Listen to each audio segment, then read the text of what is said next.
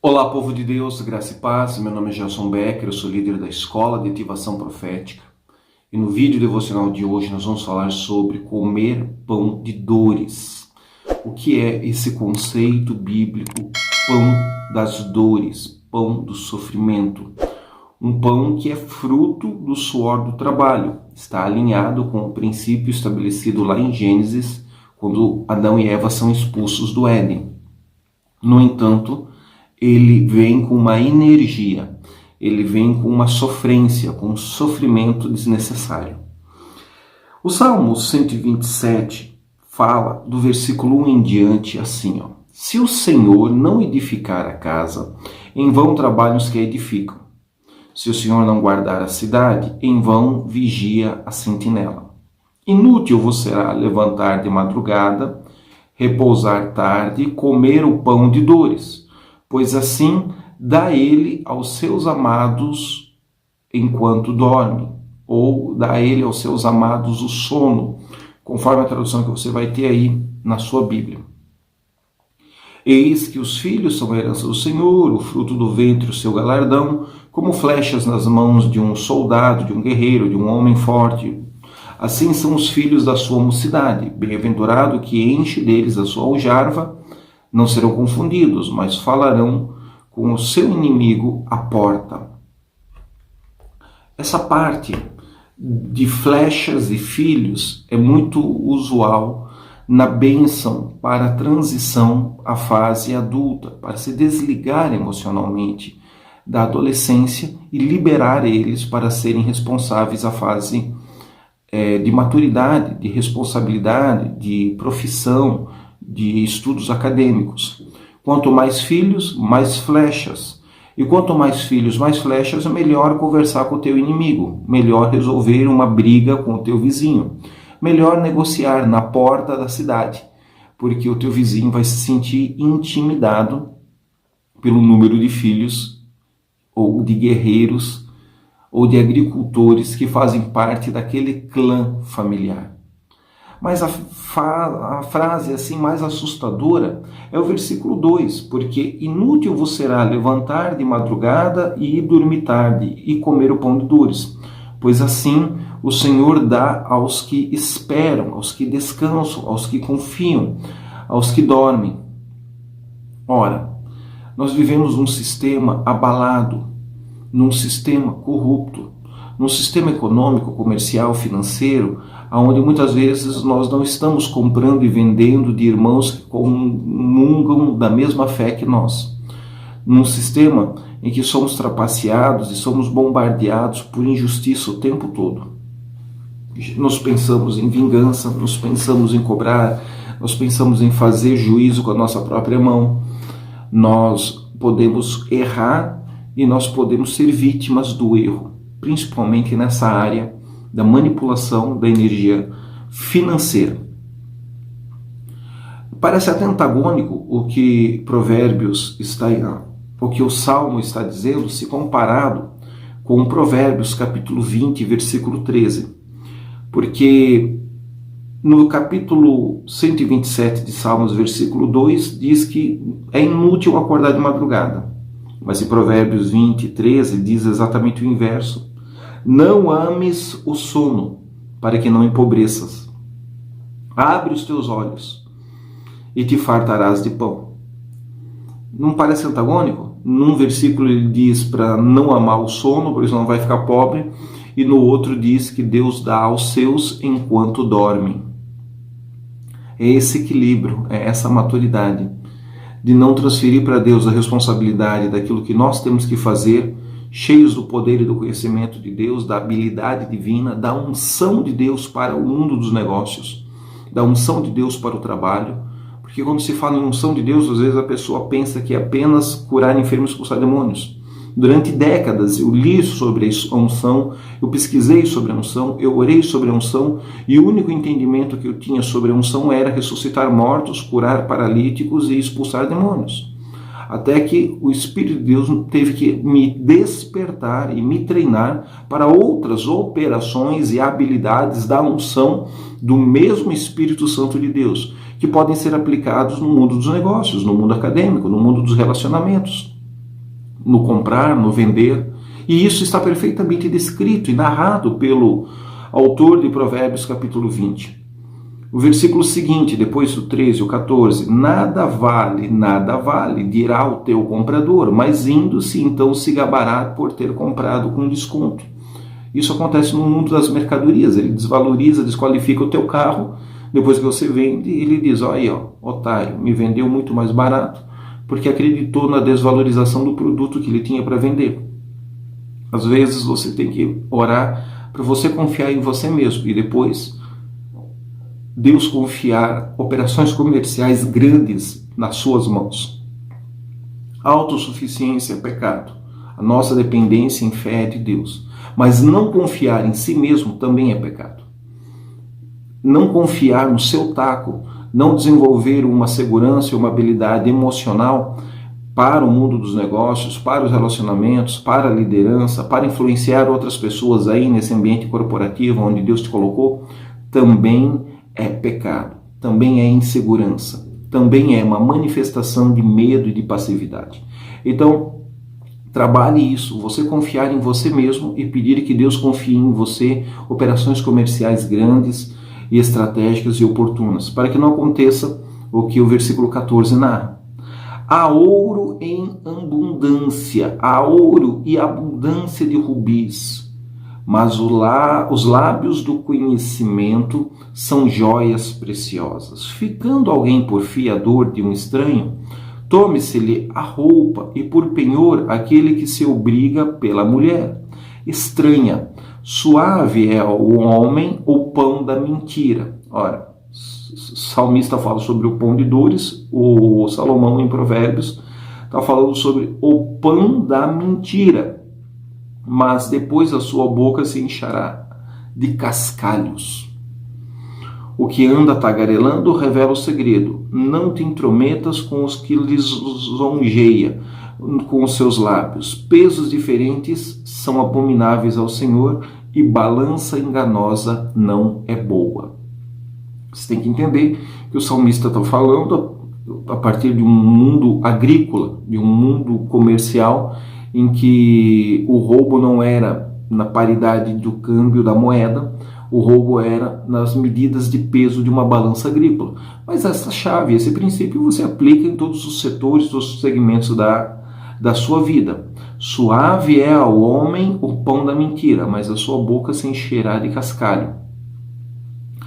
Esse conselho de Provérbios capítulo 20 e esta inspiração do Salmo 127 não se convergem, não estão em conflito e não são verdades bíblicas divergentes, elas se unem em maturidade.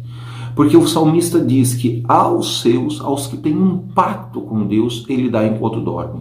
E isso é uma alegoria. Você vai trabalhar, você vai descansar, você não vai ser escravo do trabalho. O trabalho vai ser o meio pelo qual você vai alcançar o objetivo, o propósito que Deus deu para você. Claro, se você faz do trabalho o seu objeto de culto, o seu objeto de existência, o seu objeto de vida, você coloca Deus em segundo na sua comunhão, no seu relacionamento com o Pai. E Deus, ele é um cara que não aceita ser o segundo, ele não aceita ser o terceiro.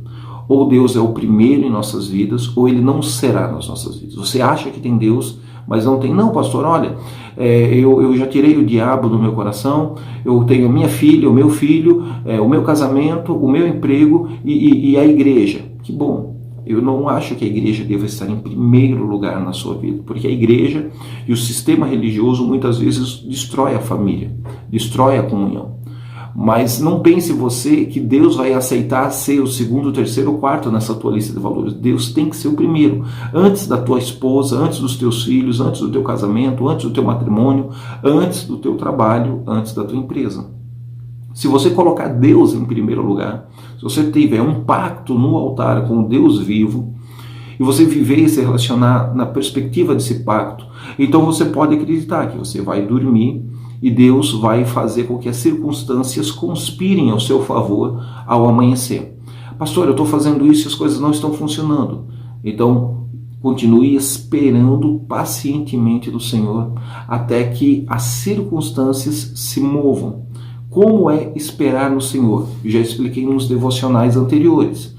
Nunca é com o cérebro num quadro de passividade, e sim numa criação de fé, numa visualização criativa, numa confissão da palavra da fé, né, num exercício ativo de adoração e de comunhão com Deus. Porque se você ficar passivo, você vai encher a sua mente de lixo, de ódio, de raiva, de pornografia, de ódio, de notícias que vão roubar a tua esperança, né? Hoje em dia o noticiário está tão comprometido em infestar os nossos lares com os demônios que servem por detrás dessas emissoras de TV.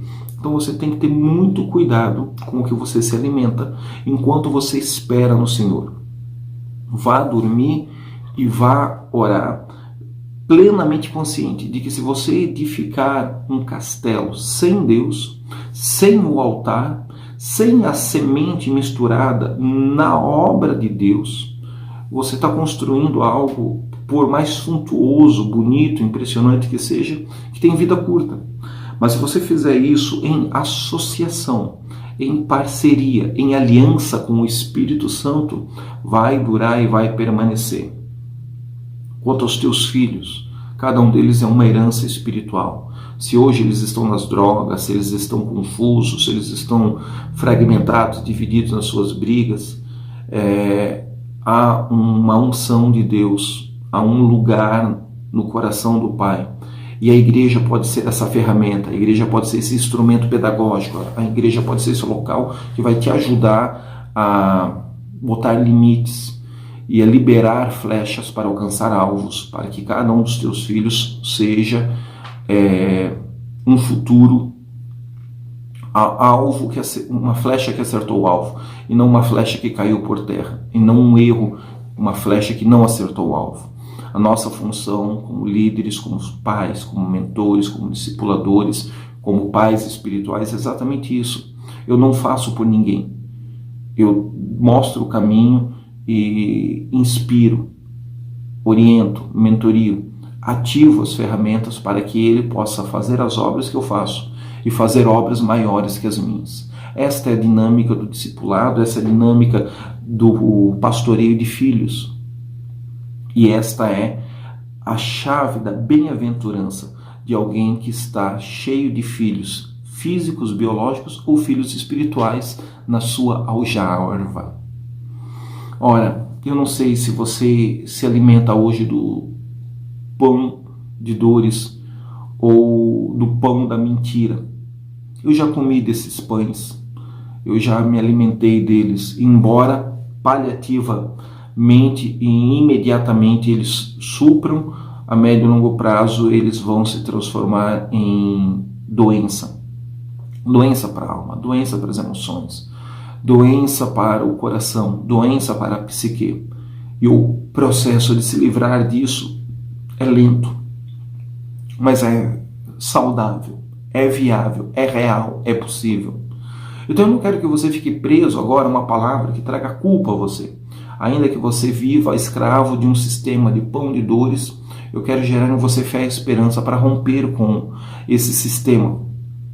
Às vezes você está trabalhando dignamente, mas você trabalha dignamente como secretária num bordel, num prostíbulo.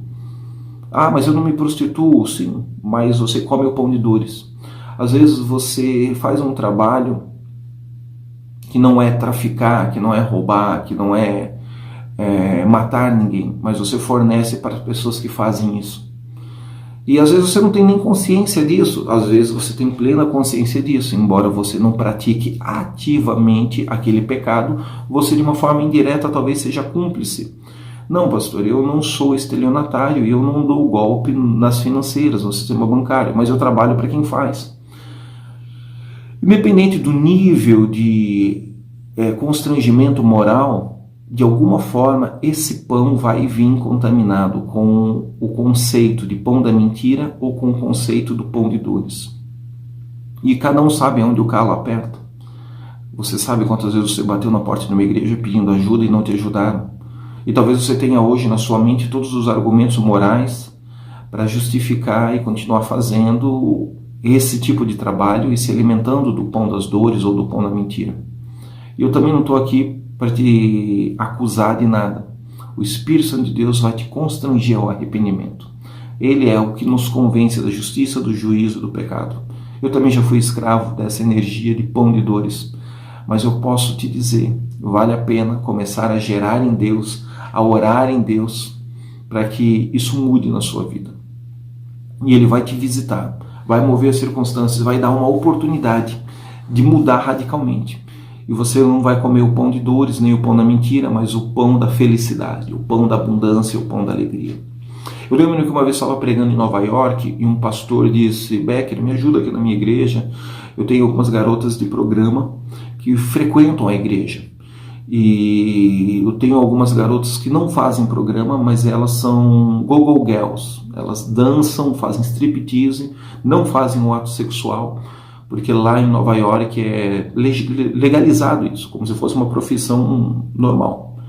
E elas agora querem fazer uma campanha de oração aqui na igreja. Eu digo, que interessante, o cérebro misturando, né? O santo com o profano, o certo com o errado, o divino com o hediondo.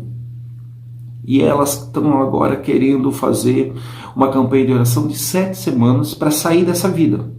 E eu não sei se eu devo deixá-las fazer essa campanha de oração aqui na igreja ou se eu devo mandá-las embora. Eu disse, você está preocupado em corresponder ao moralismo religioso das famílias mais conservadoras da igreja, ou você realmente quer ver elas espiritualmente libertas dessa energia demoníaca? Embora que muitas delas genuinamente não se prostituíam, mas estavam comendo de um pão de dores, expostas a uma noite, a uma cultura, a uma sensualidade, a um flerte, né? Por mais que a lei diga que era o nu artístico, o espírito dizia que era quase que uma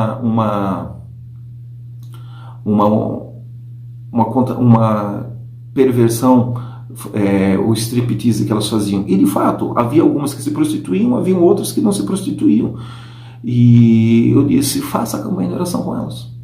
Eu vou trazer uma palavra sobre isso, depois eu vou embora para o Brasil e você siga fazendo 7 semanas de oração com elas, com um firme propósito de que algo aconteça na vida delas para que elas mudem de realidade. Algumas tiveram bolsas de estudo e puderam fazer um curso universitário com tudo pago, porque eram seres humanos inteligentes, escravos daquela energia, depois que passaram pela libertação.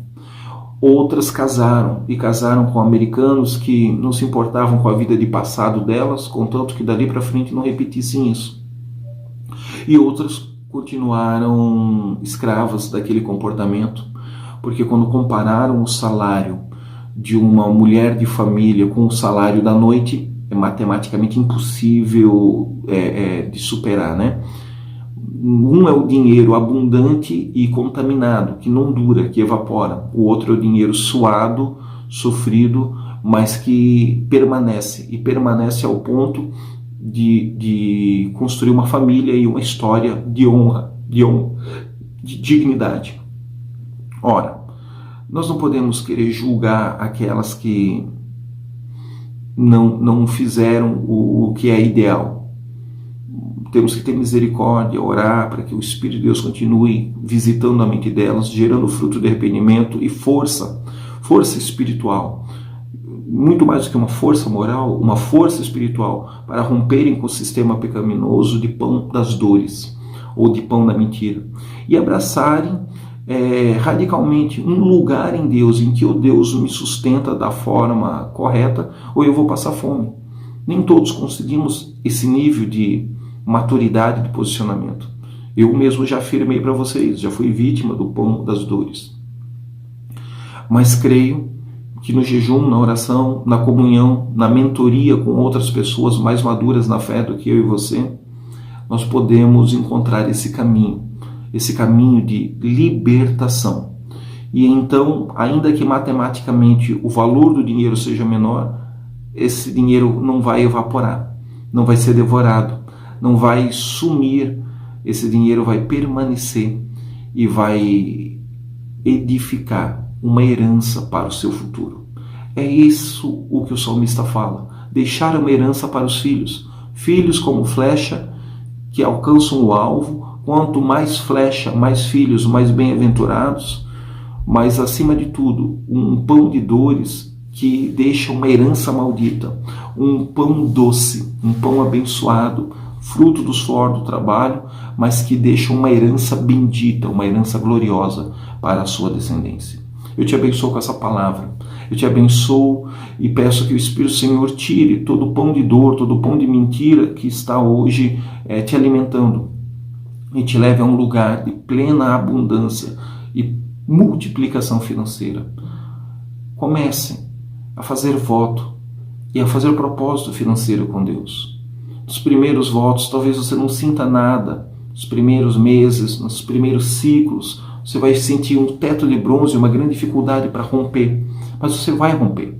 Você vai encontrar em Deus esse lugar de abundância, de alegria, de felicidade, em que você vai ter plena consciência de que o dinheiro não é misturado com nenhuma energia constrangedora ou pecaminosa. Nós decretamos o fim do pão de dores nas nossas vidas, nas nossas linhagens familiares. Seus pais, seus avós, seus bisavós, tataravós nos deixaram uma herança contaminada com o pão de dores ou com o pão de mentira. Nós nos levantamos nessa geração para corrigir isso, para purificar essa energia pelo poder do sangue de Jesus derramado na cruz do Calvário. E nós declaramos que para os nossos filhos, para os nossos netos, para os nossos bisnetos, os tataranetos não terão uma herança maldita, mas terão uma herança bendita, remida, purificada pelo sangue de Jesus. Compartilhe esse vídeo, comunique para o maior número possível de pessoas. Se você entender, deposite sua oferta, mande seu comprovante com pedido de oração. Seguiremos orando e intercedendo por todos, tá? Deus abençoe cada um de vocês, em nome de Jesus.